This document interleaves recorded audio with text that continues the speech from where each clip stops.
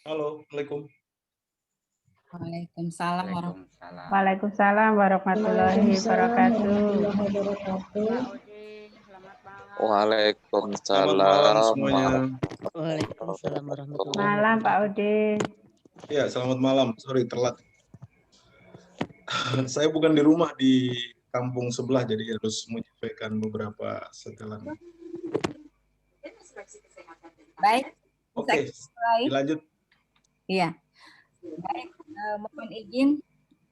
Ya, Bismillahirrahmanirrahim. Assalamualaikum warahmatullahi wabarakatuh. Waalaikumsalam warahmatullahi wabarakatuh.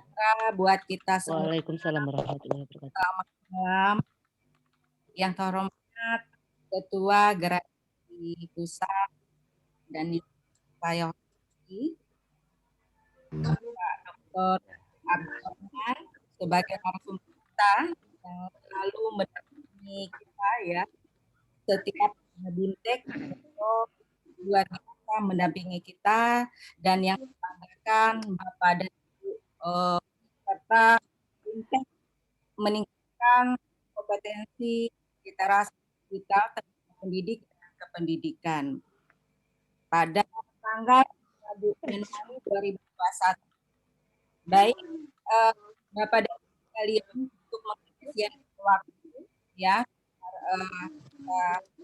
cepat mendapat ilmu dari narasumber kita kali ini luar biasa. Beliau adalah idola saya dan saya yakin ibu-ibu juga mengagumkan beliau. Baik, langsung saja kepada narasumber kita, yang terhormat Bapak Dr. Abdurrahman, dipersilakan. Putus-putus ya, Bu. Iya, apa jaringan saya putus-putus atau? Tidak, Pak, yang ibunya tadi yang putus-putus. Oh, iya. Putus-putus. Bang Ode bagus. Ya, hostnya yang putus-putus, Bang. Oh iya. Lancar, Terima kasih Kang Bek. Untuk Pak Odi bagus, Pak Odi. Ya, oke. Assalamualaikum warahmatullahi wabarakatuh. Selamat malam, salam sejahtera buat kita semua, teman-teman. Para pegiat literasi digital, pemilik owner LKP, dan yang tak henti-hentinya belajar ya, luar biasa ini ketemu lagi. Pun kita dalam beberapa sesi. Oh ya, saya salam hormat dulu ke Bang Oni, teman-teman DPD, DPP gradasi ya. Dan angkat dilayari dari ujung barat nih, Pak Cahril. Sampai ketemu lagi Pak ini. Siapa lagi ya yang ada di sini? Ibu Musliha, teman-teman dari ujung barat sampai timur lah ini rupanya. Papua, Pak Medi. Iya, Pak Papua, semuanya hadir ya. Oke, Bapak Ibu, untuk menyingkat waktu, saya langsung saja. Siap. Iya, Pak. Ini materi yang bukan baru sebenarnya ya. Jadi kita sebatas sharing sebenarnya, karena apa yang akan disajikan ini sebenarnya lebih kepada praktisinya, kita bagaimana cara menyikapi sharing tentang bagaimana memodifikasi kemampuan kreativitas kita untuk masuk lebih jauh yang dikenal dengan blended ya. Kalau praktikum atau implementasinya, saya yakin Bapak Ibu sudah sering menggunakannya, tapi kembali lagi ke statement saya semalam bahwa ini adalah bagaimana menyiapkan sebuah perangkat administrasi yang standar sebagaimana yang diinginkan oleh para asesor, kemudian terstandar oleh menuju kepada akreditasi, atau paling tidak ada pengetahuan tambahan kepada teman-teman yang akan juga mengajar tentang blended learning. Jadi ini bukan sekedar bahwa saya menuturi Bapak Ibu, tentu kita semua sama-sama belajar dan sharing, tetapi mungkin bisa saya katakan bahwa ini dijadikan sebagai informasi lah, bukan kalau mendidik Bapak Ibu saya kira tidak pantas ya, karena kita beda-beda keilmuan, tentu beragam juga pandangan dan pendapat. Tetapi ini paling tidak dari sinilah kita bisa beranjak bagaimana nanti kita terjun ke dalam industri pelatihan dan kita akan jadi trainer-trainer berikutnya di sana. eh, saya udah lihat ramai sekali ya di grup, sudah diakomodir oleh Kang Ben langsung. Hampir ratusan itu RPP yang dikirim. Tapi tentu beberapa itu RPP yang saya lihat ada yang mengirim saja, tapi sepertinya hanya mengirim saja, tapi nanti tugas kita nanti mengoreksi Kang Ben ya. Satu lagi, terima kasih kepada Bapak Ibu yang sudah semangat membuat tugas seperti yang saya instruksikan tadi malam untuk membuat Google Class ya. Dan beberapa kelas itu saya sudah masuk, coba nanti lihat Bapak Ibu di kelas masing-masing ada beberapa kelas yang sudah saya join sebagai sebagai peserta didik. Artinya saya akan menjadi siswa Bapak Ibu dalam LMS Google Classroom ya. Sekali lagi mungkin teman-teman semalam berpikir kenapa pemilihan Google Classroom? Karena LMS yang banyak ini juga sangat banyak beragam pilihannya. Kalau teman-teman masuk ke LMS di LKP yang didesain secara mandiri, mungkin basicnya model ya atau open source, mungkin banyak beragam pilihan, tidak sesederhana yang ada di Google Classroom. Tapi sekali lagi pilihannya kenapa Google Classroom? Karena pandangan kami bahwa ini akan mendukung peserta didik kita dalam mengakses internet murah. Kenapa internet murah? Karena paket paket Telkomsel murah dari Kemdikbud itu dia memfasilitasi salah satu aplikasi yang bisa murah yaitu Google Classroom. Sementara WhatsApp, kemudian apalagi Facebook ya itu tidak termasuk dalam paket belajar. Berharap bahwa nanti setelah digunakan ini akan sangat meringankan peserta didik. Kalau Bapak Ibu yang hadir sini ya semuanya owner, instruktur ya orang ekonomi menengah ke atas lah, jadi mungkin tidak terlalu berat dengan akses internet, akses data ya. Tapi nanti kasihan peserta didik atau teman-teman yang ikut pelatihan di kita, apakah bisa mengikutinya atau tidak. Oke, ini saya share beberapa materi sebelum nanti kita diskusi ya, Bapak Ibu ya. Apa? Kang Ben, minta maaf saya lihat suara saya feedback apa ini Enggak, ada yang masuk. Suara saya feedback. Enggak Bang, jelas kok. Silakan lanjut. Yes ya, oke. Sebentar.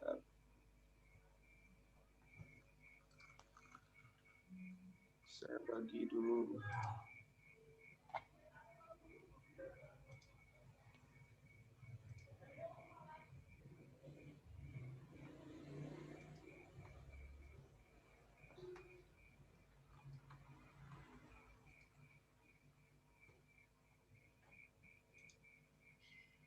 Oke, tampil di sana ya, Kang Ben. Bapak Ibu bisa nanti setelah ini saya kirimkan. Ini materinya sederhana dan sebenarnya lebih kepada implementasi kita bagaimana menyusun sebuah RPP secara mixed method ya atau hybrid atau blended. Ibu kalau dengar blended pasti tahu blended itu blender, asal katanya blender ya, mencampur sebenarnya. Blended itu mencampur antara tatap muka dan tidak tatap muka atau online learning dan face to face.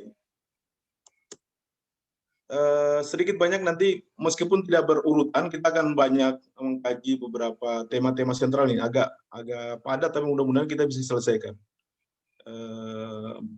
Modelnya, sintaknya, kemudian bagaimana implementasinya. Ini sudah kita pernah bahas, tapi karena harus masuk juga ya terpaksa kita cantumkan. Kita akan singgung materi-materi ini, implementasinya bagaimana, model medianya bagaimana, termasuk saya sajikan satu muatan khusus tentang LKPD. Ini biasanya ada di teman-teman guru ya. LKPD ini lembar kerja peserta didik yang akan menjadi instrumen penilaian bagi instruktur atau guru dalam penilaian proses.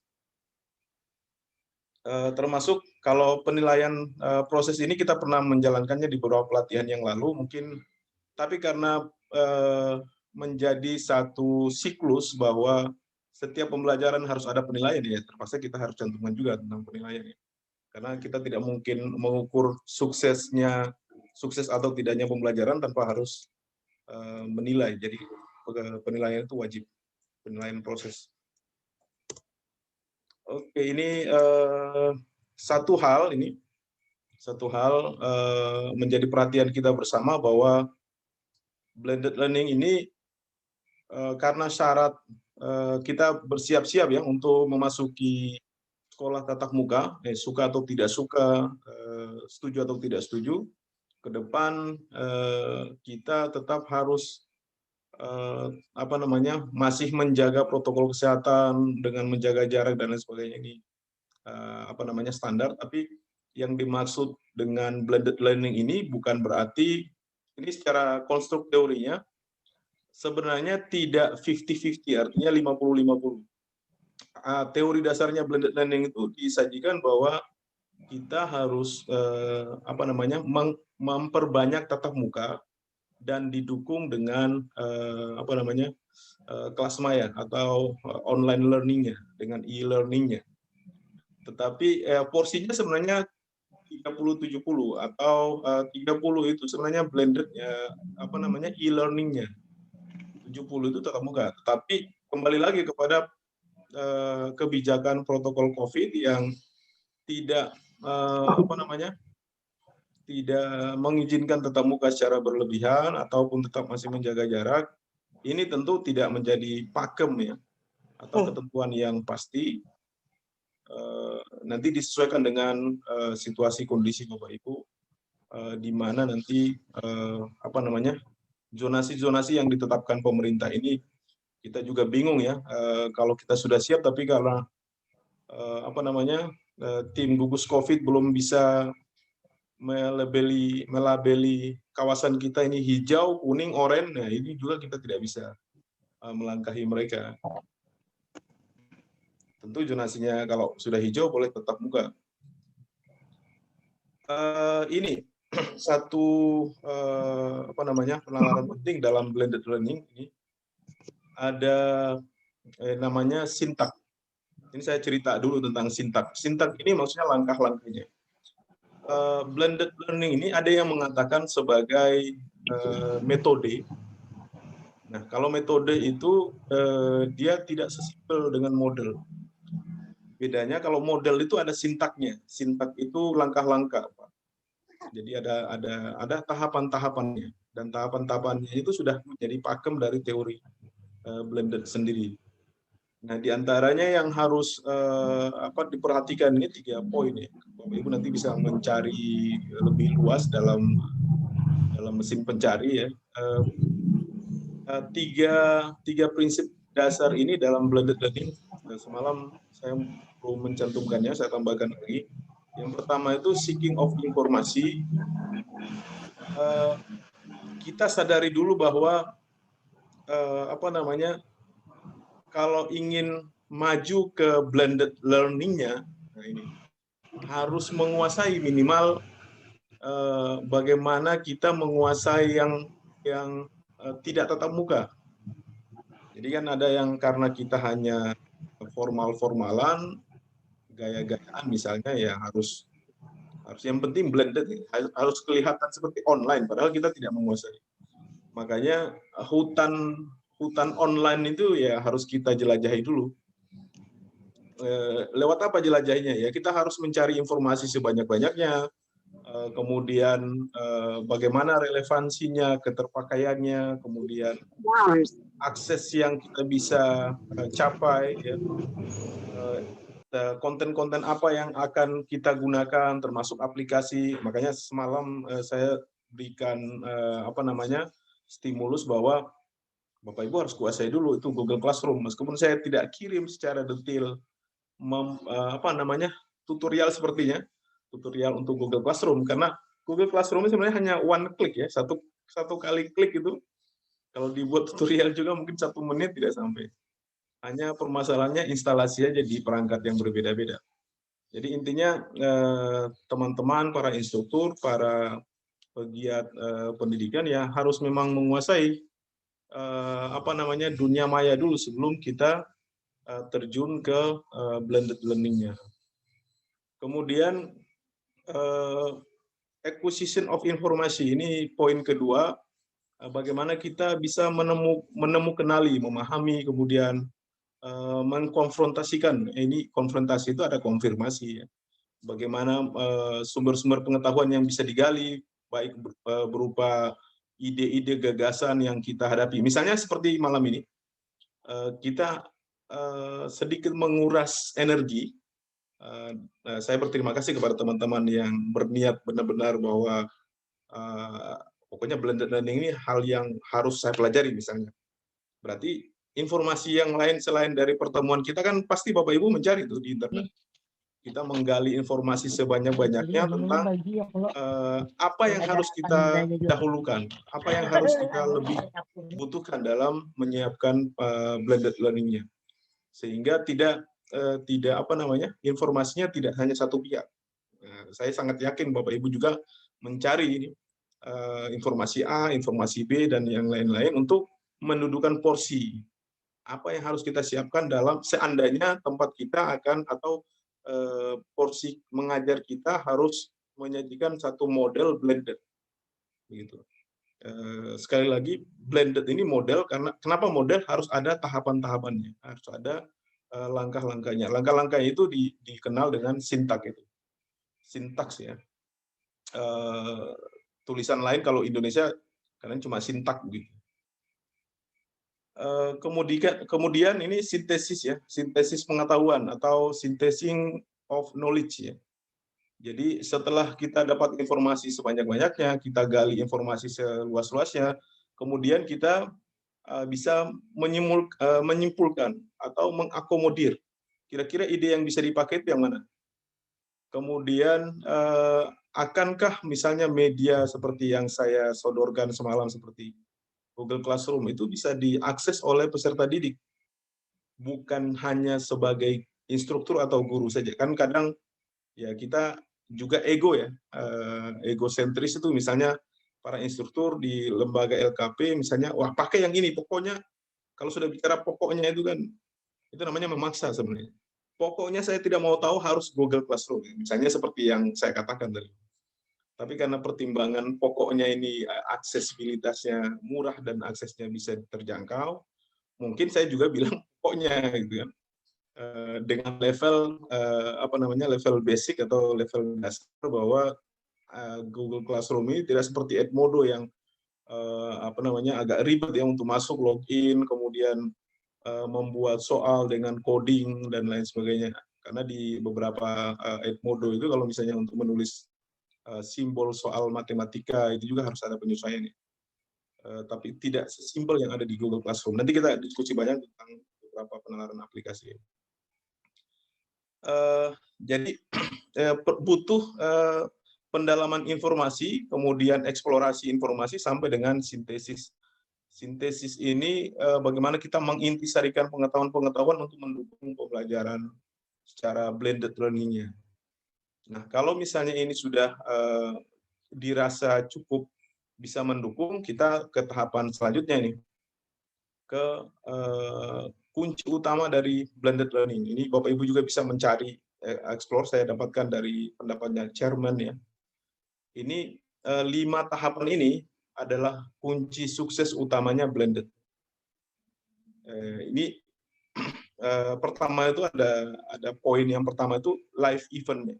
Bahwa benar-benar kemampuan seorang instruktur, seorang guru yang akan menggunakan blended learning ini mampu menguasai dan mengelola, sudah memprediksi begitu, apakah saya bisa mengelola pembelajaran di tempat dan waktu yang berbeda. Misalnya, karena blended learning ini kan ada 2 tempat nih, kelas maya dan kelas tatap muka. Gitu. Kita sudah bisa memprediksi, membayangkan, oh kalau saya berpindah dari satu tempat ke tempat kota lain, seperti saya saat ini tidak sedang berada di rumah ya, di kabupaten lain. Itu saya bisa memprediksi, misalnya sampai di sana saya masih bisa ngajar gitu, tidak. Saya dapat akses internet yang bisa memantau kelas saya, tidak. Paling tidak ada gambaran seperti itu, sehingga apapun caranya kita harus bisa menghadirkan dan mengawal kelas kita secara rapi dan terstruktur. Jadi live event itu maksudnya apa? Kita selalu live di mana saja. Kalau tidak ada komputer, laptop, ya HP juga bisa dipakai. Sehingga tidak ada delay, tidak ada sesuatu jadwal yang tertunda misalnya.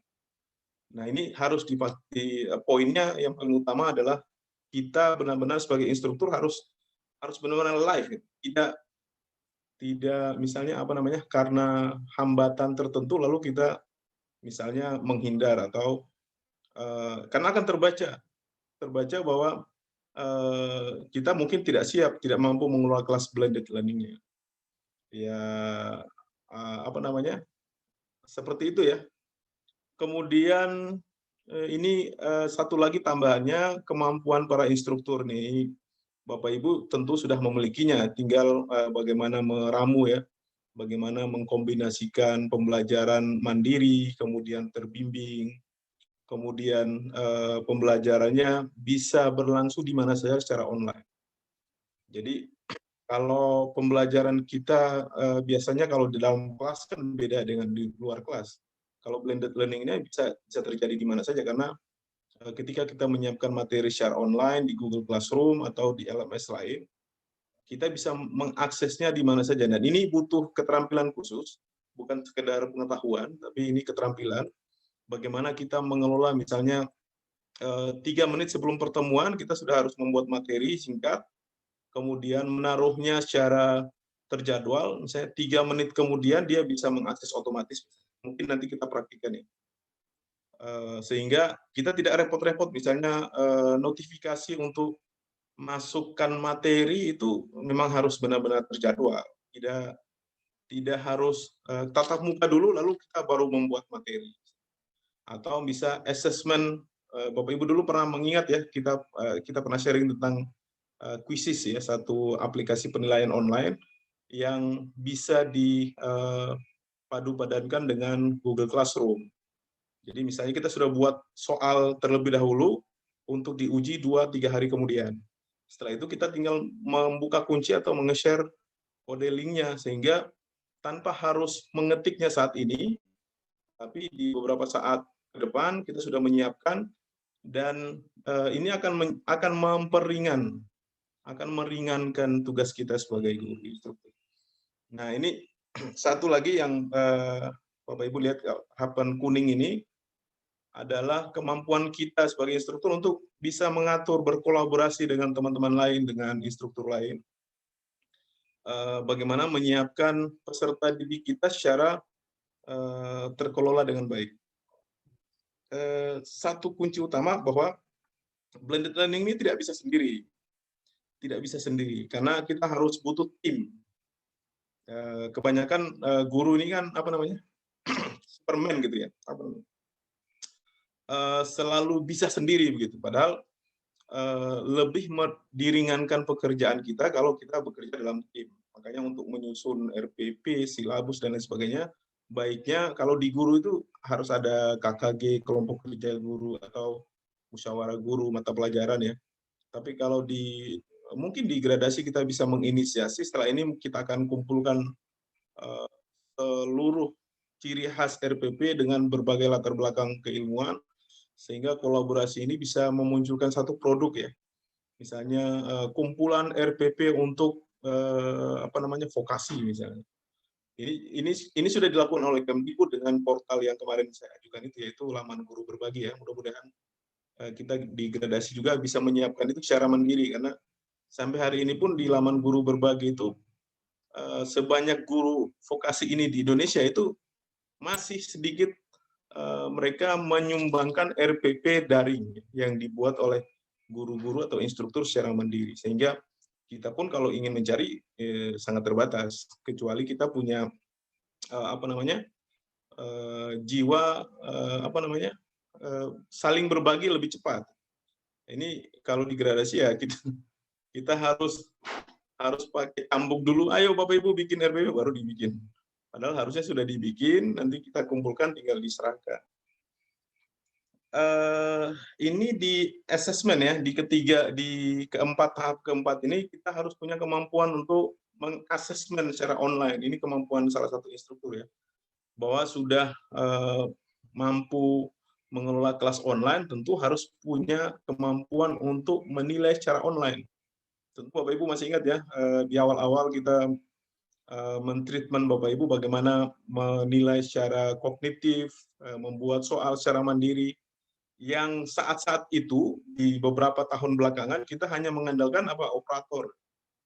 Ayo operator bikin penilaian tes ya. Padahal sebenarnya untuk menilai secara sederhana dengan ISIS ya atau dengan Google Form itu cukup sederhana. Bahkan kita bisa sambil masak ya 5-3 soal itu bisa kita buat secara mudah lewat Google Form misalnya. Ini yang kemampuan-kemampuan ini yang menjadi peringatan bagi kita untuk sebelum terjun ke blended learning, karena assessment online itu sangat wajib kita kuasai. Termasuk yang paling terakhir, yang tangga merah ini, bagaimana kita sebagai pendidik harus bisa menyiapkan akses dan kemudahan bagi peserta didik untuk mengakses informasi kita secara up to date. Jadi kalau misalnya ada pertanyaan-pertanyaan, kemudian sanggahan, ya harus diterima karena blended learning ini 24 jam ya. Jadi bisa jadi WA Bapak Ibu harus sering aktif ya, seperti WA saya itu yang dipegang di gradasi ya jam 3 pagi kalau Bang Oni WA itu ya tidak boleh marah begitu. harus tetap standby. Nah, itu termasuk mental itu yang harus dibangun, bahwa performan dukungan kita terhadap pembelajaran online ini juga harus didukung dengan mental dan karakter yang baik, Bapak Ibu. Karena ya inilah dunia terbalik ya. Yang dulu kita tidak dibatasi dengan jam dan waktu kerja, kalau sekarang tidak bisa. Bapak Ibu santai-santai di sana jam berapa ya sekarang, Kang Ben? Kita udah larut malam di sini. Jadi harus tetap performanya tetap prima ya, tanpa harus berkeluh kesah misalnya bingung dan lain sebagainya. Ini yang menjadi kunci utama ya. Tentu dukungan-dukungan yang lain juga harus terpenuhi, tapi paling tidak ini yang saya dapatkan sebelum kita masuk ke blended ya. Ini kata kunci yang 5 kunci utama untuk menguasai blended. Kalau kita masuk ke RPP nih, Bapak Ibu, ini tidak terlepas dari kajian-kajian kita sebelumnya. Kalau bicara tentang RPP, dulu ada kebijakan Kemdikbud dan RPPK 13 ya. RPP Kurikulum 2013 yang sudah direvisi, kemudian disederhanakan lagi, masuk kepada paket kebijakan 4 pilar Merdeka Belajar ya 2019, 1 tahun lebih lalu ya, 2019 November, ketika kementerian baru terbentuk, Kabinet Jokowi, dan Pak Nadiem terpilih, disusunlah 4 pilar kebijakan Merdeka Belajar ini. Dan kemudian RPP dan silabus yang seabrek itu disederhanakan. Minimal kita tidak lagi mementingkan administrasi RPP yang terlalu bertumpuk-tumpuk, tetapi yang penting kontennya masuk saja sudah cukup. Itu yang diinginkan. Saya sering membahas ini, bukan barang baru, termasuk di sini bagaimana kita menyiapkan proses belajar secara jarak jauh atau dari rumah ya, karena masuk di COVID-19 yang tentu pembelajarannya sudah tidak normal. Ini normal tidak lagi dibatasi ruang waktu, kemudian suka-sukanya orang tua sebenarnya. Kalau orang tua, kalau di level pra usia sekolah di anak-anak ya, kita tidak bisa membatasi kalau misalnya 1 jam pelajaran itu 45-35 menit. Kalau online-nya 15 menit sudah cukup, sebenarnya itu ya kita cukupkan ya. Jadi tidak dibatasi waktu lagi seperti dulu, wajib 45 menit di tingkat SMP, SMA, kemudian 35 menit di tingkat SD ya. Kalau vokasi mungkin ke 35 atau 45, Kang Ben, per jam mata pelajaran. 60 ya. 60 ya? Iya. Oh, ya, seperti itu. Jadi mungkin kalau seperti waktu mungkin kita tidak dibatasi, karena apalagi kalau vokasi mungkin lebih harus butuh durasi waktu yang panjang untuk menyelesaikan proyek ya, atau apa namanya, produk yang harus dihasilkan. Nah, ini bukan barang baru Bapak Ibu ya, materi ini sudah terbagi di slide Bapak Ibu. Mungkin bisa di-review lagi bahwa RPP kita ini mengapa begitu penting, karena dia memuat pedoman ya. Pedoman yang, kalau yang namanya pedoman ya harus memang dijadikan acuan utama ya. Sehingga apa namanya, seluruh tujuan atau goal dari pembelajaran kita itu menjadi target yang paling penting ya, termasuk tujuan, kemudian sejauh mana efektivitas pemanfaatan apa namanya, media model untuk menciptakan suasana kelas yang kondusif itu menjadi standar ya. Ini meskipun ini berulang-ulang ya menjadi patokan dan acuan bagi kita sebagai instruktur.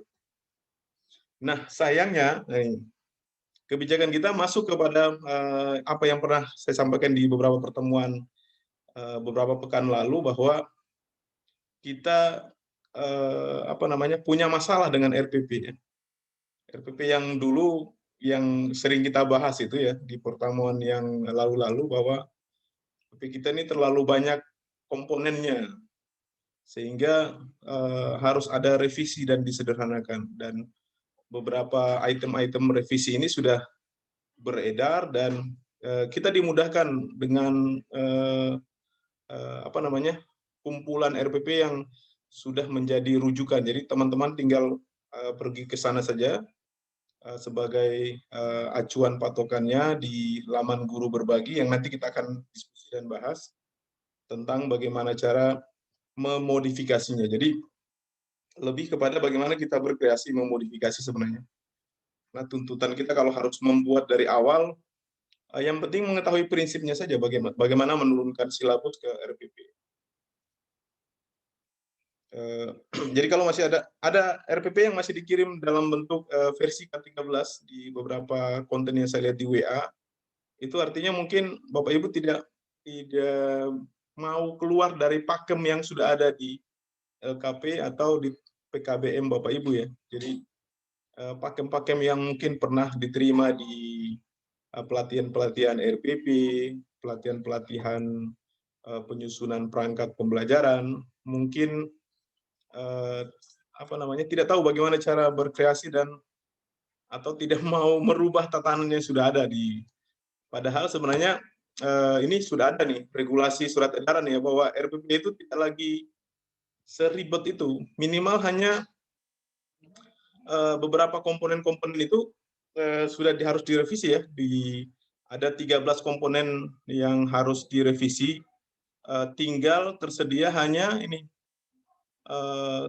komponen intinya hanya tujuan pembelajaran ya, kemudian langkah-langkah pembelajaran dan penilaian. Jadi hanya 3 aja, tidak lebih dari 3 itu. Yang lain hanya pelengkap. Dan kalau bisa 1 lembar, kenapa tidak begitu? Maksudnya itu kalau bisa sederhana, kenapa harus banyak-banyak? Padahal RPP yang banyak juga tidak menyelesaikan masalah, malah seperti menggantung, ada yang harus diselesaikan sebagai pekerjaan tambahan begitu kan. Ini yang substansi surat edaran itu. Ini yang dulu ya sering di RPP K13 yang beredar, apa namanya, harus ditulis berulang-ulang. Ini menjadi pilihan sebenarnya, boleh ditulis lagi, diturunkan lagi dari silabus ke KD, KI. Tetapi kalau hanya diulang-ulang, bukankah itu sebuah pemborosan ya? Jadi kalau bisa disederhanakan dengan 3 komponen saja. Nanti yang bedanya di blended learning apa ini? Ini hanya sintaks dan modelnya saja. Tapi kalau untuk format dan isinya itu sebenarnya hanya mencakup di tujuan pembelajaran, kegiatan pembelajaran, dan assessment. Mungkin Bapak Ibu sudah pernah mengikuti beberapa pelatihan kita yang lain yang kemarin. Ini hanya mencakup 3 aspek ini, sehingga nanti saya akan tunjukkan ini format. Kalau teman-teman masuk ke laman guru berbagi Kemdikbud, ya akan ada satu ruang ya, ada tulisan RPP, itu sudah disiapkan, contohnya banyak sekali. Dan ada di bagian RPP ini akan ada muncul RPP daring, kemudian RPP luring, satunya RPP campuran. Karena campuran itu bahasa Indonesia, sebenarnya namanya RPP blended. Contohnya nanti kita akan bedah apa beda dan ciri-cirinya. Oke, mudah-mudahan ini RPP yang 1 lembar kemarin kita bahas dalam workshop ya. RPP ciri-cirinya apa? Dia pokoknya bagaimana caranya, hanya informasi tentang sekolah ya. Kalau sekolah hanya dihadirkan logo, saya pikir sudah cukup. Tanpa harus menulis SMA 1, misalnya Surabaya, ya, Surakarta, jalan apa. Ya kalau cuma taruh logo saja, saya pikir sudah cukup mewakili. Tanpa harus diulang-ulang, SMA 1, jalan Belibis, jalan Soekarno-Hatta misalnya. Itu kan selalu ada tuh muncul di setiap lembaran RPP. Dan di sini kalau mungkin saya zoom in dulu. Oh ini, bentar. Oh, nggak bisa ya.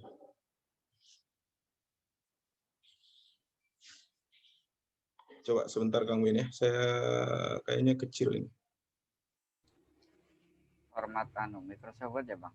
Iya, saya di atas itu biasanya ada ini, ada enable apa?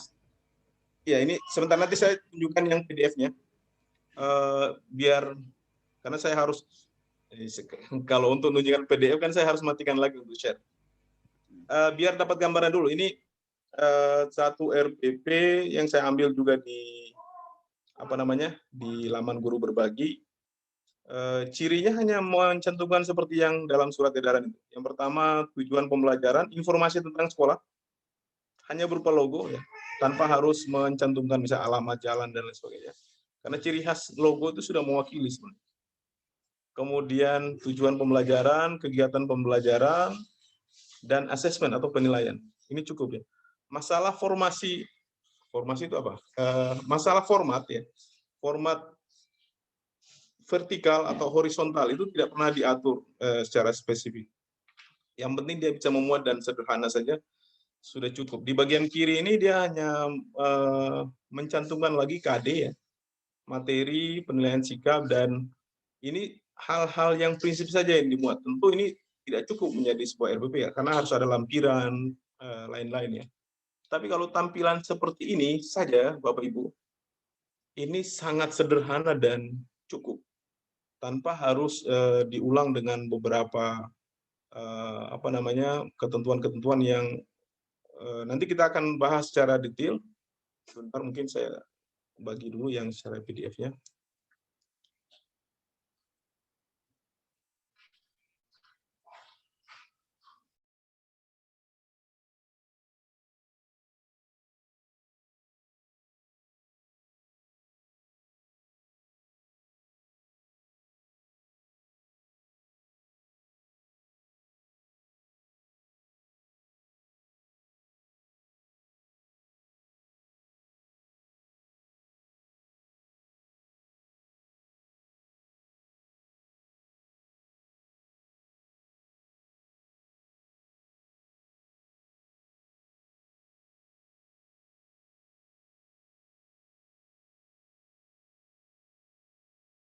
Kelihatan kameranya? Kelihatan Bang. Oke, sebentar Bapak Ibu. Ini Agak biar digedekan. lebih jelas. Jelas. Oke. Biar lebih jelas. Oke Bapak Ibu, di sini ada beberapa, dia hanya memuat tujuan pembelajaran. Sekali lagi ini kita bahas dulu tentang teknis tata letak dulu ya, layout, kita belum membahas tentang konten. Seperti juga RPP yang ada di tempat Bapak Ibu, boleh mengikuti format yang seperti ini, boleh yang sudah ada tetap saja. Hanya saja tidak di sini mungkin SMK 75 ya, Purwokerto ini ya, sebentar. Kayak saya lobat ini.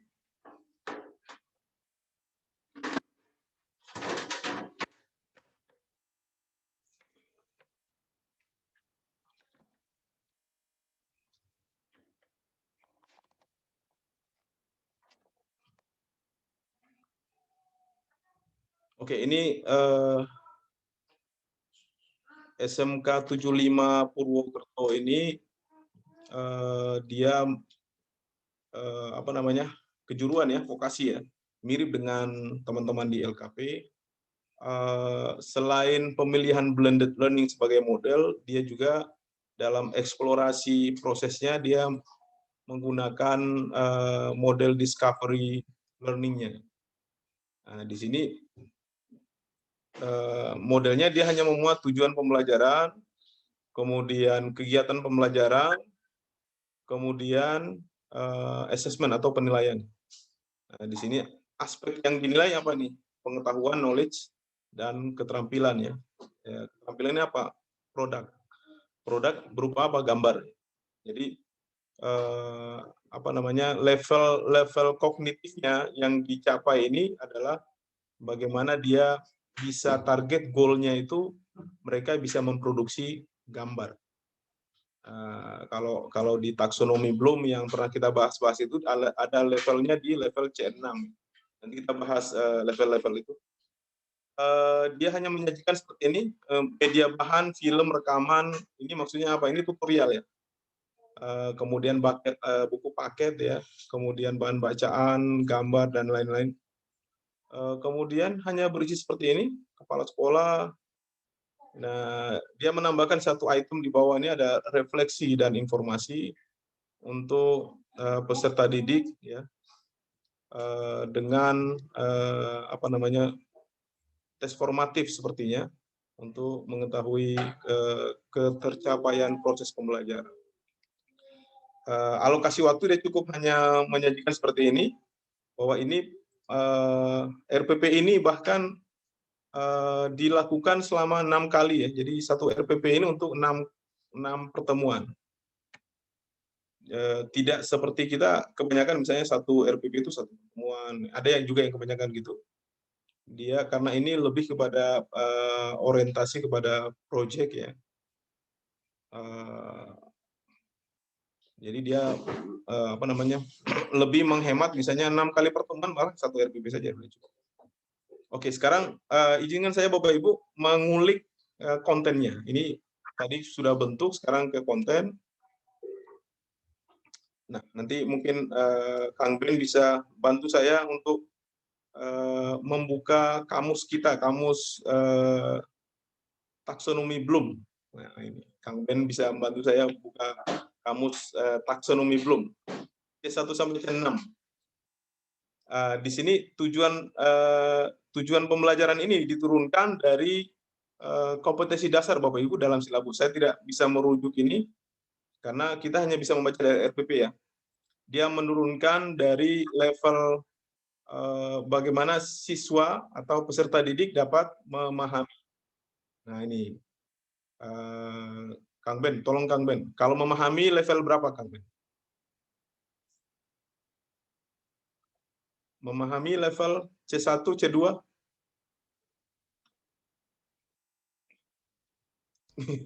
Ya, karena kompetensinya pengetahuan. Iya, Bang. C berapa? Bentar, belum buka nih, Bang. Oh, belum buka. Iya, kalau menganalisis ini C-nya C4 kalau tidak salah.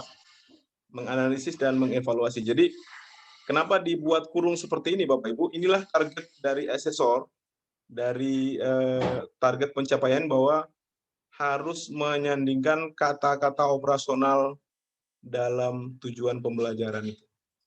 Jadi dia lebih fokus, siswa harus memahami, menerapkan, menganalisis, bahkan mengevaluasi dengan benar. Apa ini dengan benar? Format gambar yang disajikan dengan model discovery learning. Oke, mungkin karena ini 4 pertemuan, mungkin di pertemuan pertama mereka hanya memberikan pemahaman secara knowledge, yang kedua itu bagaimana menerapkan, keempat mungkin menganalisis dan mengevaluasi misalnya. Ini pilihan saja Bapak Ibu ya. Jadi di LKP itu sebenarnya tidak harus disajikan setebal seperti biasanya untuk sebuah rancangan pembelajaran. Ya, sebenarnya tergantung arahan. Kalau di sekolah itu tergantung arahan dari pengawas ya. Kalau asesornya juga beda-beda ya, ini tergantung asesor. Tapi konstruk teori seperti ini sudah mencakup semuanya. Yang di tujuan pembelajaran kedua ini kata-kata level operasionalnya itu sudah mengamati, menyaji, menalar, kemudian pembelajaran karakternya jujur, santun, tanggung jawab. Ini karakternya. Karena levelnya kita harus memasukkan pembelajaran karakter ya, harus memunculkan, bukan. Karena pembelajaran karakter itu bukan diajarkan, tapi dibudayakan. Kalau diajarkan itu namanya katanya sandiwara gitu. Kamu harus jujur ya, jujur. Padahal tidak pernah jujur. Jadi jujur itu menjadi jujur, santun, tanggung jawab itu menjadi hidden kurikulum. Kurikulum yang tidak tertulis tapi dibiasakan. Hanya saja goal dalam tujuan pembelajaran harus tercantum sehingga bisa dievaluasi. Sudah ketemu Kang Ben?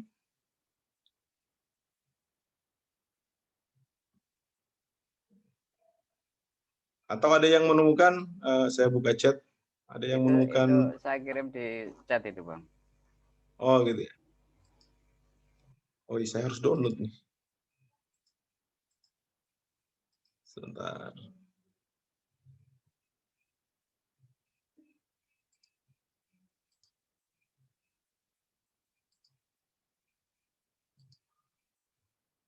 Bapak Ibu nanti bisa mengoreksi dan melihat-lihat juga di situ. Ketik aja di Google taksonomi Bloom supaya bisa melihat ini maksudnya apa gitu. Oke, ada yang sudah bantu menjawab.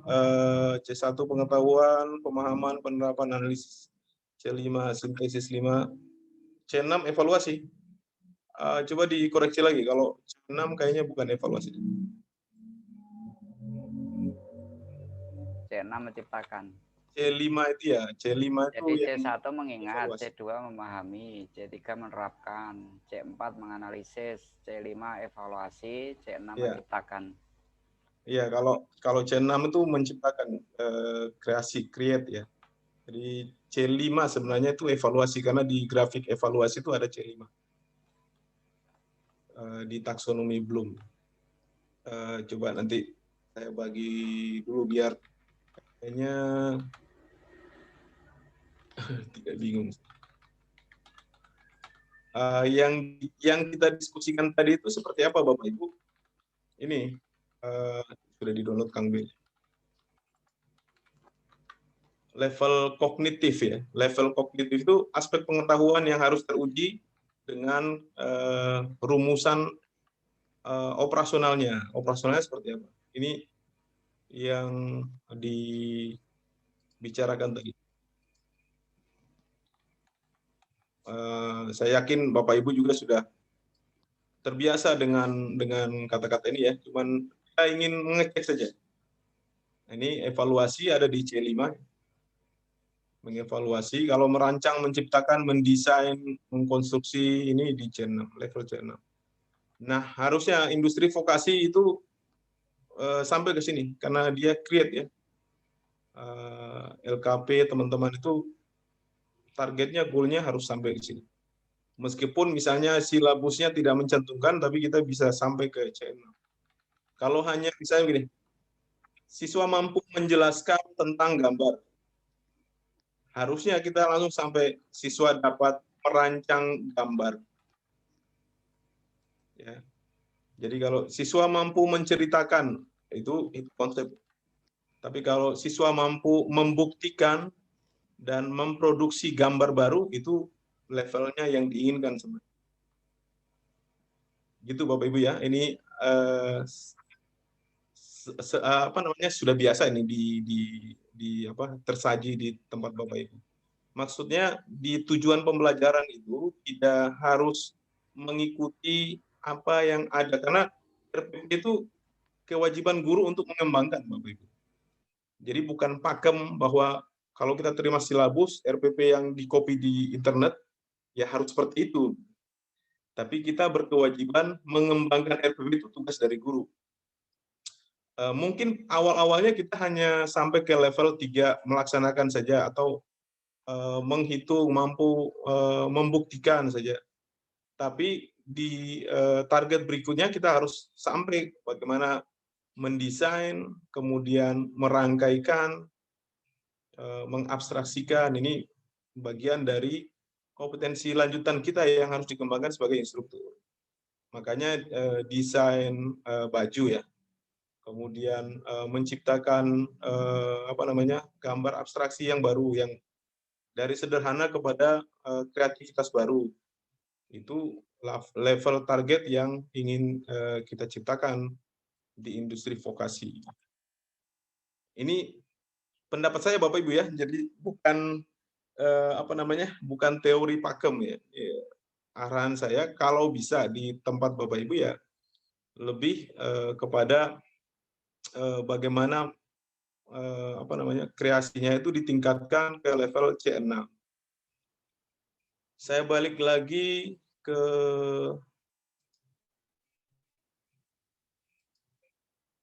sebentar.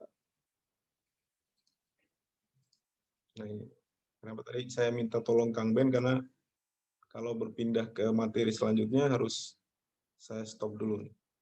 Oke, kita cek lagi ini.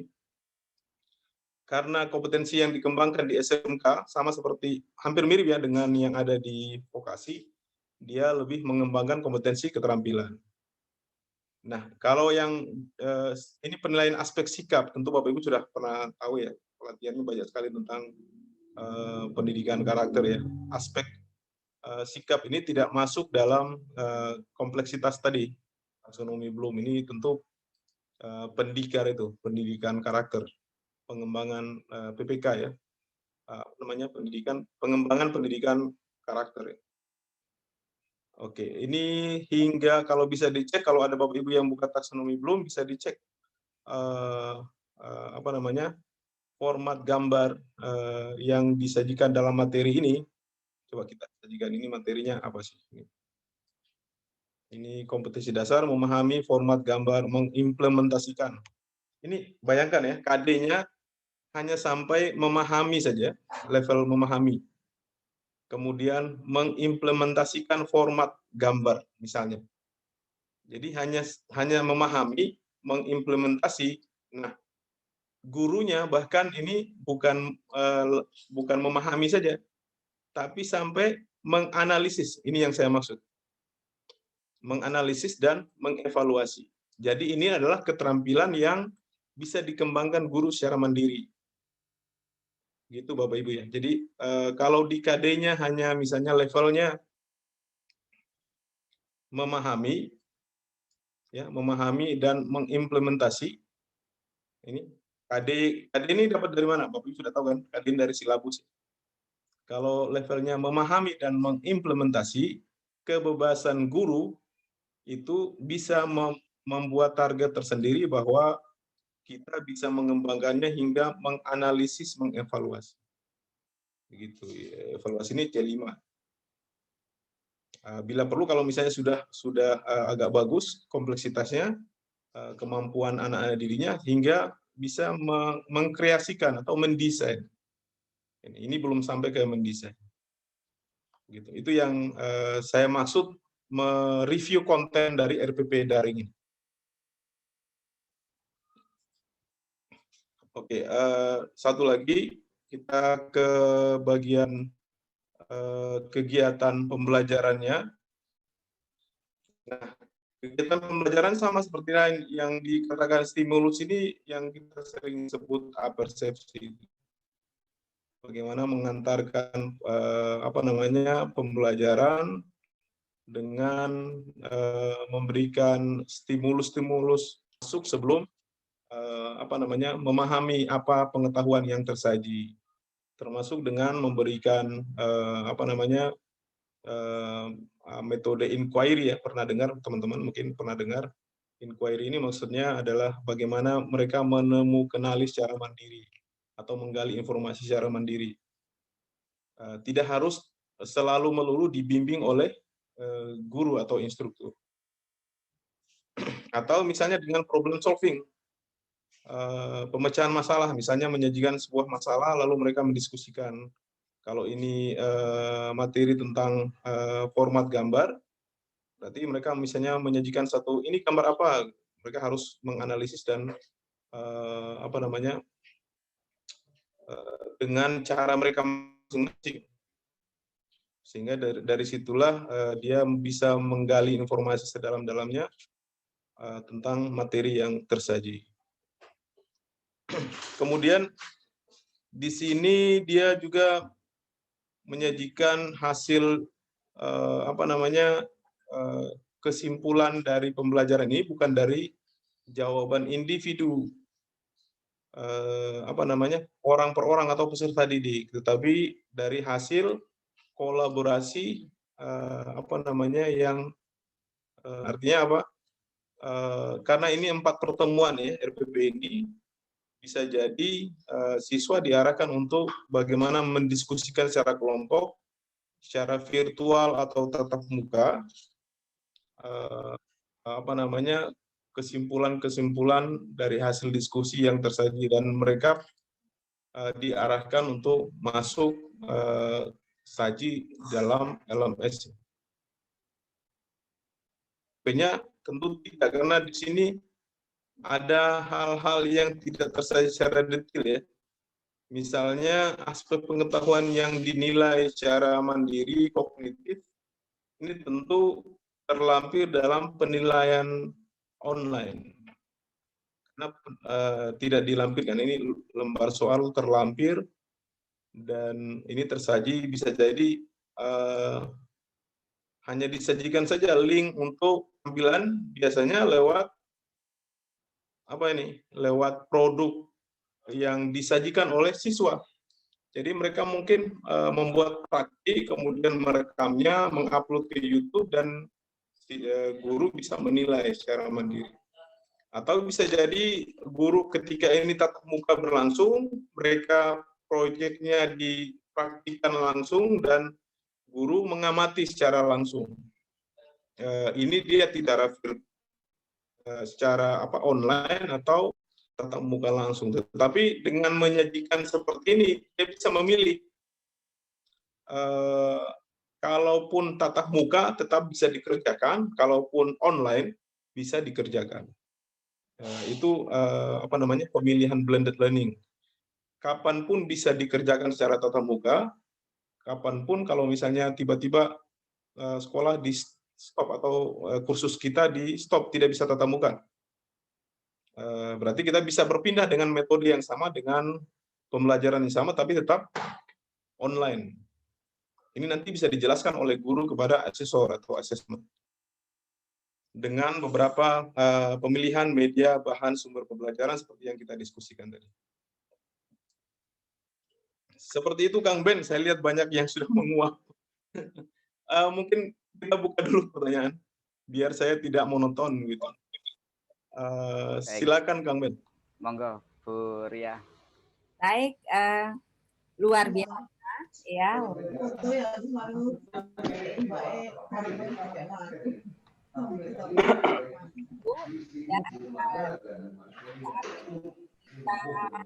Masuk pada saya atau Bapak Ibu yang Panggaliwati ning kono wae. kita bisa melalui resep atau melalui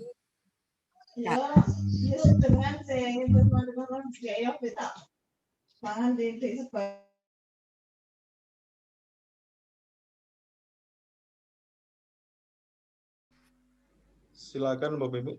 Ya, disilakan yang ingin bertanya bisa raise hand atau melalui kolom chat disilakan.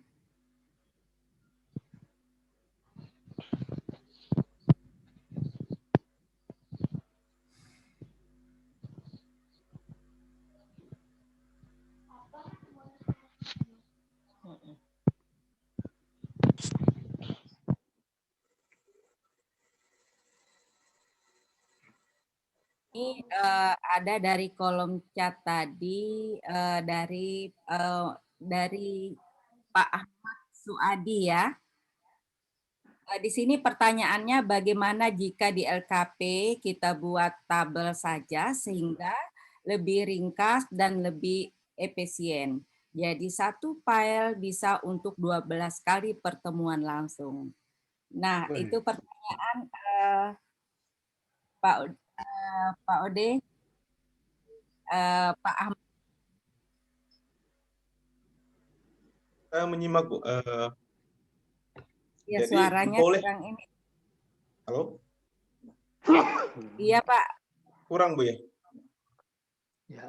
Suara Suaranya saya kedengaran. kayaknya iya, suara Bapak jelas, tetapi mungkin sinyal saya kali yang kurang bagus.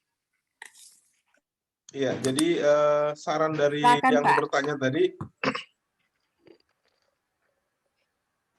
cukup mengakomodir ya. Kalau bisa seperti itu tidak masalah ya. Standar dari RPP itu cakup seperti yang ujikan tadi. Jadi sudah memenuhi prinsip tujuan pembelajaran, kegiatan pembelajaran, dan evaluasi ya. Jadi kalau misalnya ada asesor yang bertanya, seperti ini Pak, ya saya dapat panduan yang baru. Kata Pak Ode katanya. Dan kata Pak Menteri ya. Jadi ya kebijakan Merdeka Belajar yang menyederhanakan yang tidak lagi banyak itu menjadi panduan kita semua. Jadi boleh bahkan satu RPP itu bisa didesain untuk berapa kali pertemuan. Sehingga misalnya ada 4 kali pertemuan satu RPP, berarti mungkin hanya sekitar 4 lembar untuk 12 kali pertemuan. Ya, 16 ya, 16 kali pertemuan 4 RPP. Ya, sudah cukup, 4 lembar maksudnya. Yang lainnya kan lampirannya dilampirkan plot itu maksudnya di bank data. Bank data ini apa? Bisa berupa Google Classroom, kemudian ada YouTube, ada video. Ya, jadi tidak harus setebal itu ya, 3 cm itu ininya. RPP-nya. 4 lembar sudah cukup untuk satu guru dalam 1 semester. Seperti itu. Nanti pertanyaan nanti yang menyalah-nyalahkan ini mungkin kan teman-teman atau asesor. Itulah gunanya kalau kolaborasi dengan satu bidang vokasi. Jadi kalau misalnya ada yang menyanggah, kok seperti ini ya, yang lain juga pakai Pak, kayak begini. Ini pelatihan kita Pak. Mungkin seperti itu ya. Dan kalau bisa nanti mungkin kumpulan RPP ini kita akan buat satu portal khusus untuk menyajikan semua kumpulan RPP dari teman-teman kursus sehingga bisa menjadi rujukan. Bukan cuma saya aja yang mereview, tapi orang lain juga bisa mereview, menambahkan, kemudian mengoreksi. Akhirnya nanti semuanya bisa merujuk kepada diskusi kita itu. Kalau menaruh di WhatsApp ya kadang sudah muncul di atas ya di bawahnya tidak terdeteksi begitu. Jadi seperti itu Pak ya yang bertanya. Ya, di compiling mungkin Pak ya. Iya. Iya. Iya. Kemudian ada ini Pak Ode dari Pak Yahya berpendapat katanya. Langsung Pak. Silakan Pak. Baik, terima kasih Ibu. Oke, silakan. Saya membuat RPP itu terlihat luring. Akan tetapi perangkat dan sumber belajarnya itu bisa menjadi daring. Jadi dari konsep tersebut saya coba, boleh saya tampilkan ya, Bu? Silakan Pak.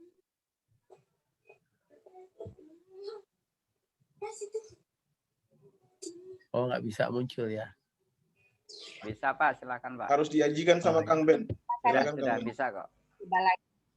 Nah ini Pak, jadi saya gambarkan di sini, tujuan jelas, tapi di atasnya hanya penambah saja, saya taruhkan kompetensi dasar, tapi intinya adalah dari tujuan pembelajaran, Masalah, kemudian kegiatan belajar, di sini urutannya seperti luring biasa, pendahuluan, segala macam sampai di bawah, review.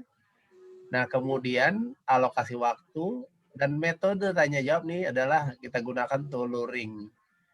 Akan tapi kita ambil ke kanan ini, kita sudah bisa memasuki konsep daring. Jadi kalau dikatakan blended, ketika kondisi normal, kita belajar dengan luring, maka kita gunakan bagian posisi kiri. Nah, kemudian nanti pada saat tertentu ternyata harus daring, nah ini kelengkapan medianya sudah tersedia. Ini bisa digunakan untuk penggunaan metode dengan daring, Pak. Gitu. Nah, kemudian pada RPP juga perlu dijelaskan ketika kita mengambil penilaian konten atau materi, itu harus ditunjukkan tes tulis misalkan dengan tentang asasi keuangan. Unjuk kerjanya di sini kita gunakan adalah presentasi asasi keuangan. Jadi harus dijelaskan juga, karena kalau penilaian terlampir ini nanti akan terlalu jauh untuk pemahaman pembelajarannya.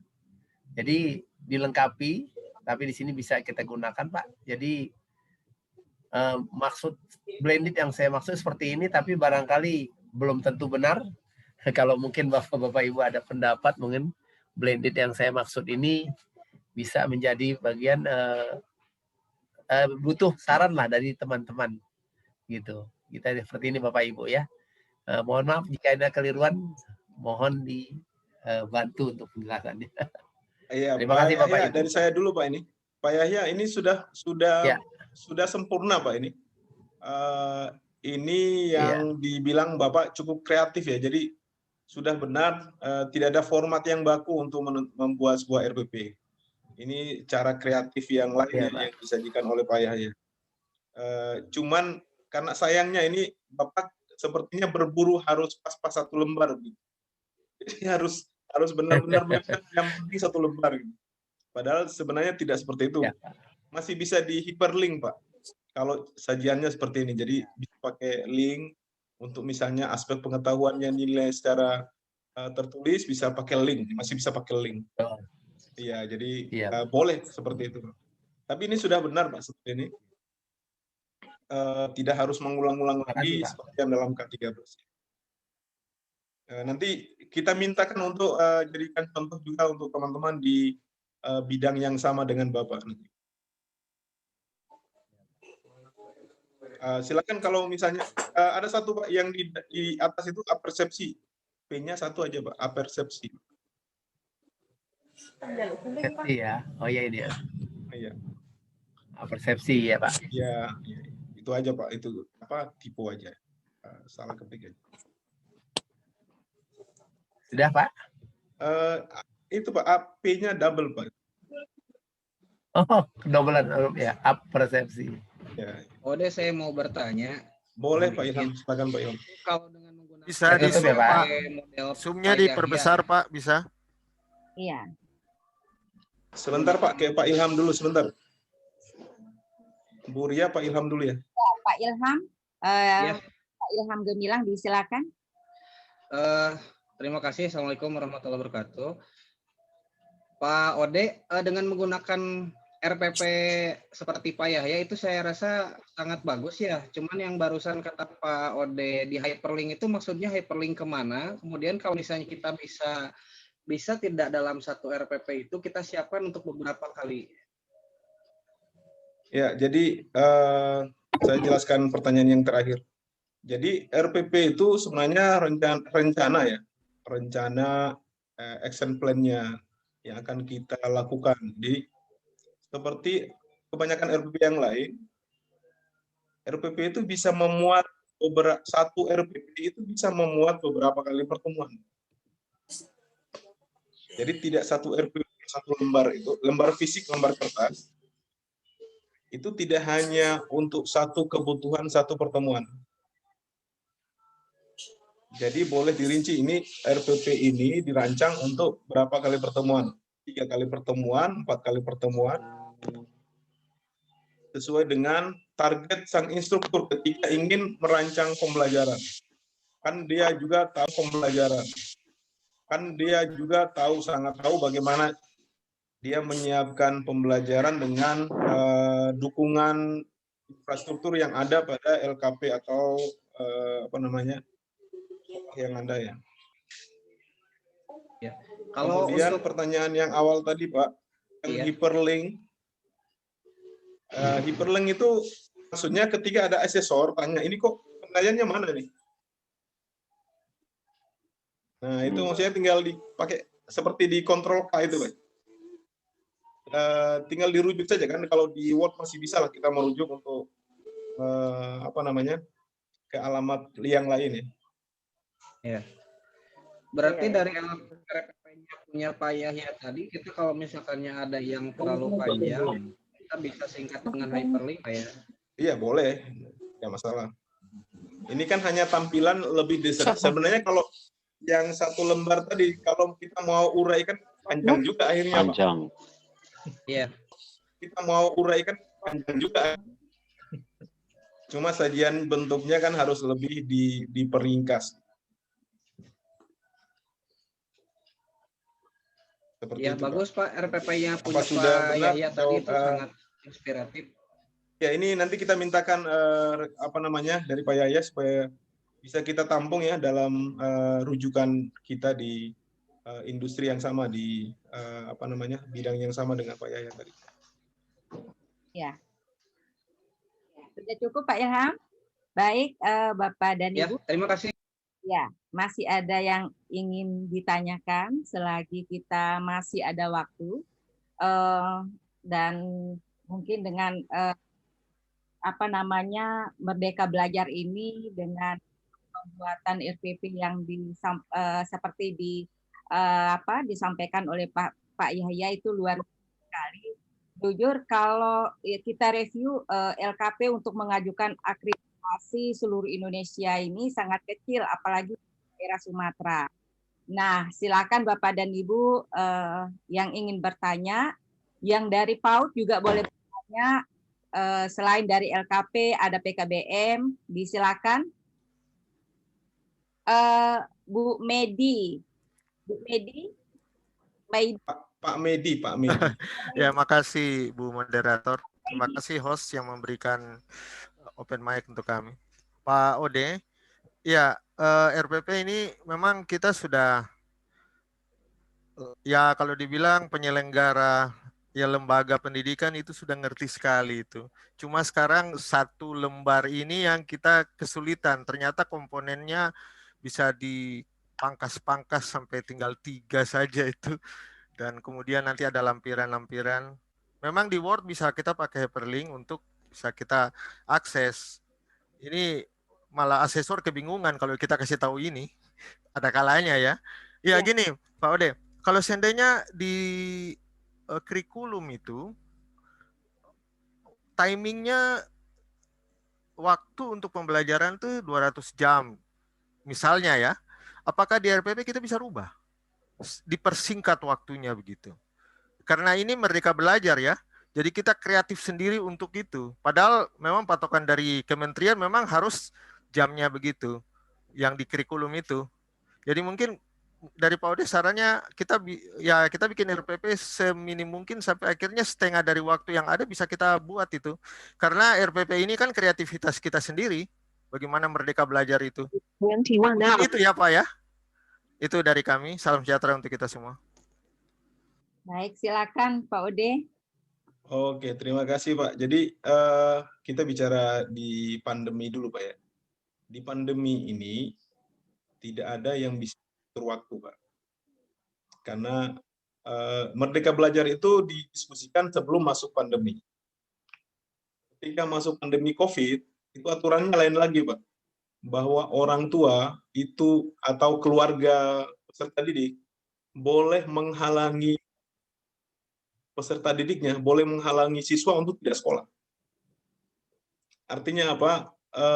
Kebebasan untuk dia menyerahkan anaknya datang untuk belajar, untuk ikut, itu tergantung orang tua, Pak.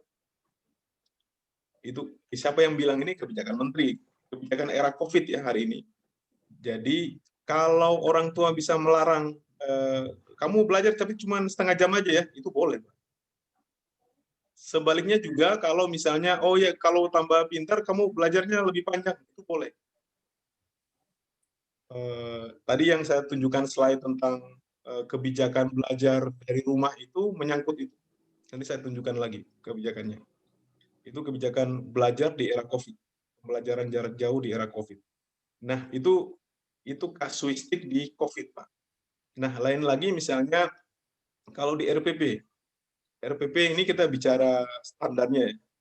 RPP itu kalau misalnya pembelajaran pertama tidak tuntas, sebenarnya instruktur itu bisa merancang lagi pembelajaran tambahan. Yang tidak tuntas itu di mana? Nah, itu dibikin lagi untuk pertemuan berikutnya. Jadi bukan jamnya yang ditambah, tapi pertemuannya yang ditambah. Jadi itu bebas, Pak. Bebas bahwa ketika tidak tuntas dalam satu proses pembelajaran, dia boleh menambahkan indikator yang tidak tuntas itu di bagian mana. Dia merancang lagi satu RPP lagi, tambahan. Itu secara teknis ya. Kalau secara pelaporan boleh dilaporkan, boleh juga tidak. Tetapi kebijakan dari instruktur atau guru itu boleh menambahkan pertemuan dengan analisis, misalnya pertemuan pertama ketika dinilai separuh dari kelas tidak sukses dalam pembelajaran. Tentu kan pasti dilihat, ini lemahnya di mana? Di indikator yang mana? Nah, kelemahan indikator itu bisa dirancang lagi dalam pertemuan baru, RPP baru lagi. Itu boleh kok. Jadi tidak dibatasi sebenarnya. Teman yang mengikuti pembelajaran psikologi pembelajaran tidak bisa semudah itu bisa memaksakan merespon hal-hal yang kognitif dalam satu masa. Berarti untuk kurikulum yang sudah dipatok oleh kementerian itu sebenarnya ya kita bisa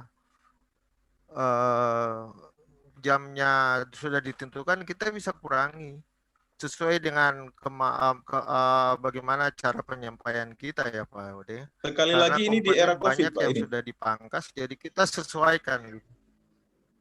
Di era COVID. Oh iya Pak. betul. Ya. Iya. Jadi di era COVID Pak. Ya kalau kita tidak bisa normal lagi mungkin aturan yang lagi, ada berarti ini. Ya. Betul. Ya. Iya betul.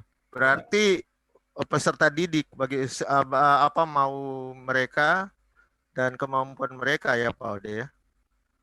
Itu kuncinya saja, sebab kalau kita ngajar ya kita sudah memang berpengalaman untuk itu, tapi akhirnya kalau COVID begini kita mau paksa juga kayaknya berat bagi peserta itu didik. yang Termasuk kita juga. Betul Pak, yang saya Mungkin bocorkan itu ya, semalam Pak itu Pak. Ode. Bahwa kita kadang sebagai instruktur, sebagai guru itu kadang merasa hebat, Pak. Merasa super begitu. Iya sering betul. kali muncul Memaksakan.